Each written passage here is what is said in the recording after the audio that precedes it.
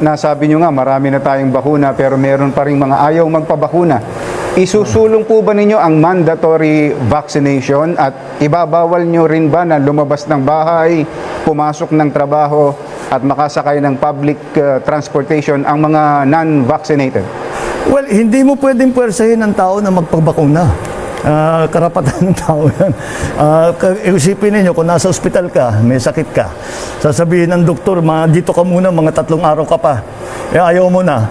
Kahit anong sabihin ng doktor, kung ayaw, gusto mo nang umuwi, pwede ka nang, you can sign yourself out. Sabi ko, hindi, ayoko na. Gusto ko sa bahay, doon ako magpapagaling. Same thing with the vaccine. Kung ayaw magpa-vaccine, hindi mo naman pwedeng puwersahin yan. Pero, we have to think of public safety. Kaya yung no vax, no ride, in principle, mukhang tama yun because iniisip mo na yung hindi, kung ayaw talaga ng tao, that's the risk that they take. That's the right to take that risk. It's an assumed risk. So, wala tayong magagawa doon. Pero, bantayan naman natin yung mga kasama niya na nakasakay doon sa bus, doon sa jeepney, doon sa taxi, na hindi naman na hindi ilalagay sa peligro yung mga nakasakay niya. Ngayon, yung no vax, no ride, in principle, sang-ayon ako dyan. But in practice, parang hindi masyadong effective. Dahil ang daming exemption, ang daming required na documents, hindi naman kaya ng konduktor yun sa bus. Pati yung pulis, hindi alam kung ano yung hahanapin ng dokumento. Tama. So, I think we have to find another way to separate those vaccinated and non-vaccinated. So, iniisip ko baka yung sa bus, halimbawa, may non-vax na bus. Yung mga ayaw magpabakuna, dito kayo sasakay.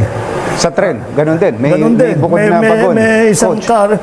Kasi naalala ko yung example, saan ba yun? I forget where it was.